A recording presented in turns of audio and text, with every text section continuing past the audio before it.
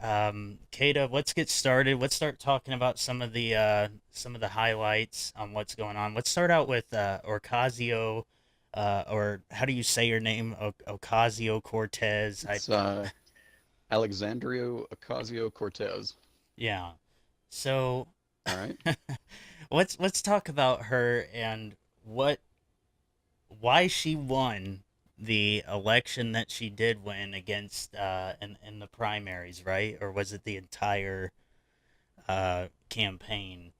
I don't think it's the No, she's only entire won the campaign. primaries so She's far. Yeah. Right. She beat the incumbent Democratic candidate, but she still has the main election to go in, I believe it's November 6th.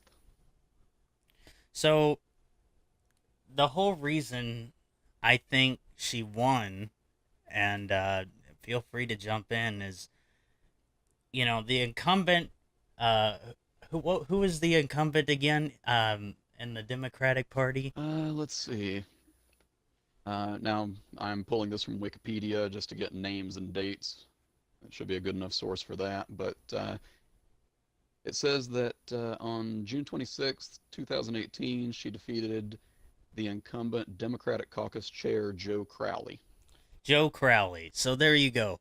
Joe Right. thought he was gonna win this election hands down, Oh, no he knew he was problem. going to win, right? Yeah, didn't go door to door. Uh, he spent a ton of money. He like outspent her by 10 times, and went in was like, I've got this hands down. I've spent a bunch of money. I don't need to go door to door, and now he's out of a job. So come Hmm. November, he's out of there, and Miss Democratic Socialist, which, by the way, I still don't have a clear definition on what that means, even from I don't herself, think most people do. based on the interview she gave the other day with Ali Stuckey. She doesn't even know. Well, not with Ali Stuckey, but with PBS. But we'll get into that whole, Well, uh, either interview, yeah. really. Yeah, we'll get into that other interview that caused the whole ruckus between her. But anyway, she thought she was gonna win, and or Joe Crowley thought he was gonna win. Incumbents always win. People have had enough. She went door to door, spent 1/10 of what he spent, and won. So this is what we're probably gonna start to see happen. I mean, I think we'll probably start to see more and more of this socialist and door to door type work being done because they're fed up. People are tired of the. I mean, this is the oldest Congress we've had in this country. People are fed up and sick of it. So people are gonna have to put in the legwork, and I'm talking about everyone. Everyone's gonna have to put in the groundwork if they want to win an election now. So, Definitely. You um, brought up something there where you said you think that there will be more of this coming in the future. yeah, People are treating her like it's a Cinderella story. She came out of nowhere. She shouldn't have won, but she did. And then they kind of go into this direction of, and therefore she must have the best ideas. But I can't help wondering, just because she won, does that mean she's the best candidate, though? I think she ran the better campaign for sure. I think that's undeniable. But does that mean she's the most qualified? Are her absolutely ideas not. the best? Right. No, I don't think anybody was listening to what she was saying unless you are a true to the core socialist. Because when you look at Hmm. some of her proposals or some of the policies she wants to put in place, the, she can't answer how. And inevitably, it's the taxpayers that are going to have to end up hiking up the how much they pay in taxes to pay for everything. You can sit there and say, I want free health care, free college, free all of this, and you can call it free all you want, but it's being paid It's for free on to the them. backs of taxpayers. Right. Yeah, exactly. So, um, I don't understand what people were looking at whenever they decided they were gonna go to the voting booths and vote her in. Not that I agreed at all with Joe Crowley, but you start to look at what's going to happen with the primary election. Look at the demographics of where she's at, and you tell me there's not a single Republican candidate that's going to go up against her, or a conservative or even independent, and win against her. She will be in Congress. Well, she definitely knows her district. She knew how to get out there and talk to people. And again, I will give her full credit. She ran the better campaign. She knew what to say to people, and I'm not saying she doesn't believe in it herself, but she knew how to talk to the people that live in her area. And no, I think you're right. I don't know of a Republican that can do that as well. Mm-hmm. She'll be in Congress for sure, but I think she's really gonna get the lowdown, even at the Democratic level, in Congress. She's gonna get roadblocked. She's not gonna go in there and start spewing off a bunch of socialist propaganda and get everything passed through. Not unless what we've seen happen, and it's very well possible that the Democrats are gonna have to. They're starting to embrace socialism more and more because they have to. Look at, I mean, they've opened it up. They've opened it up. So, Well, did uh, you did you happen to see? I know that it's pretty well known there was supposed to be a debate between her and Crowley that didn't happen because Crowley didn't show up, and I think he may have had reason, but that still should have been handled a little more professionally. I think that hurt him quite a bit.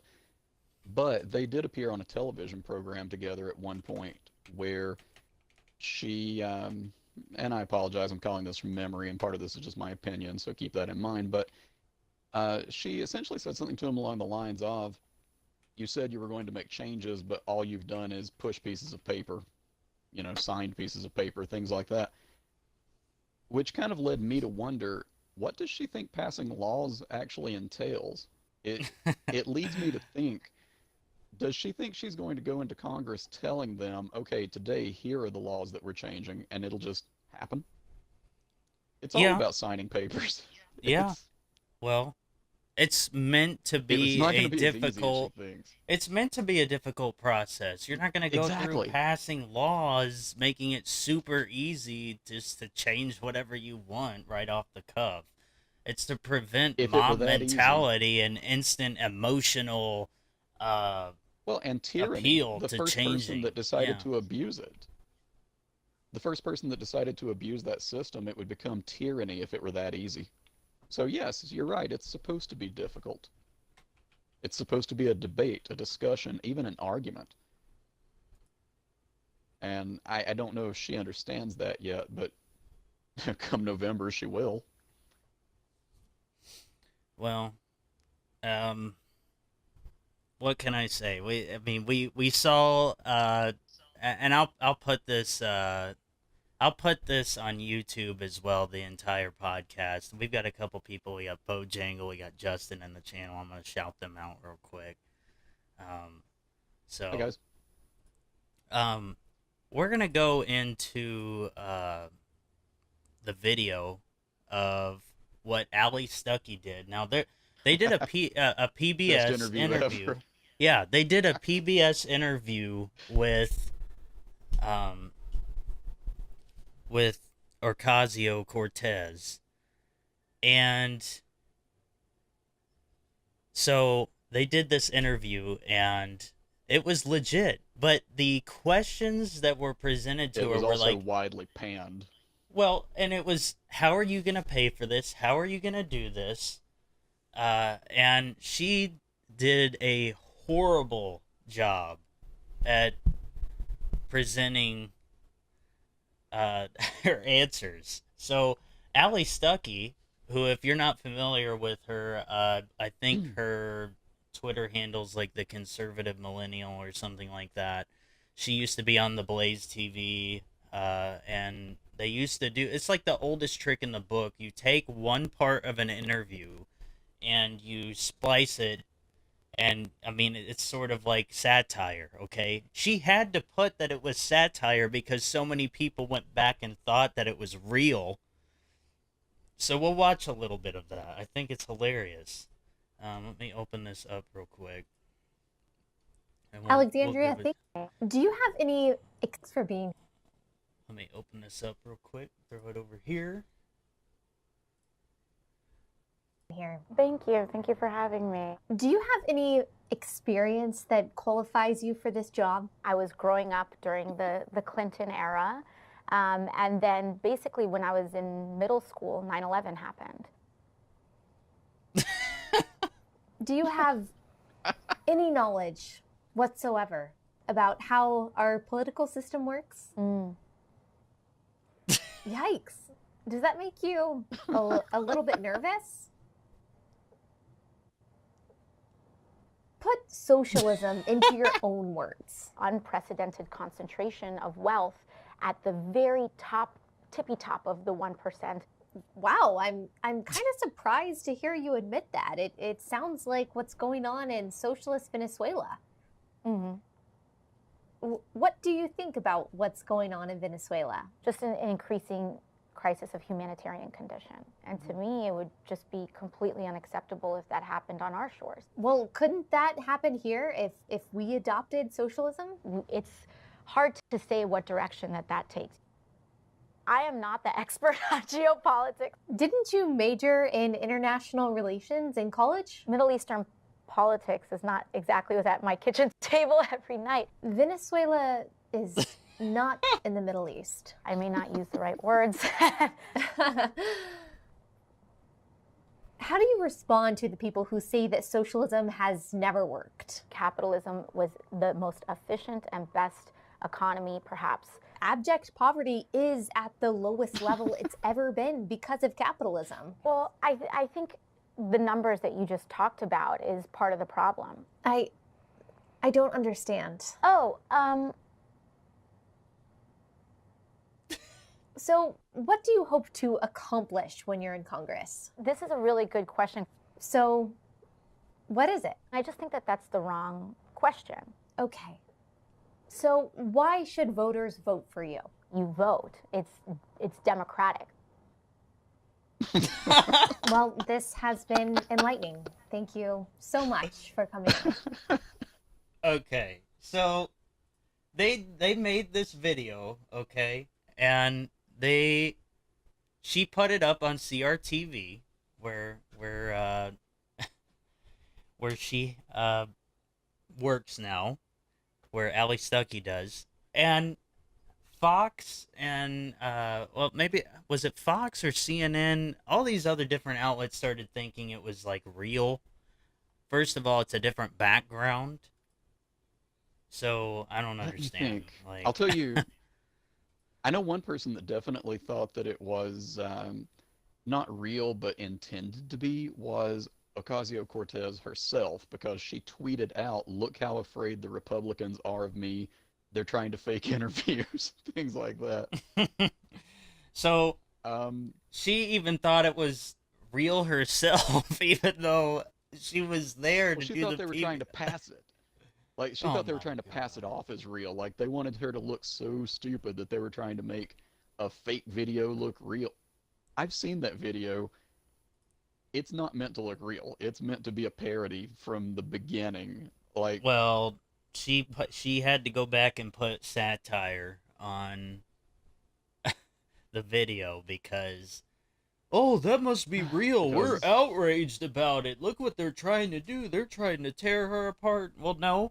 Those were her legitimate answers. You saw the answers, whether or not the questions were presented it's seriously. not the Like, same yeah, question. yeah. So Right. she bombed it. She can't say whether how the people are going to support socialism or how it's going to happen or how they would implement it. It's just garbage. Well, no.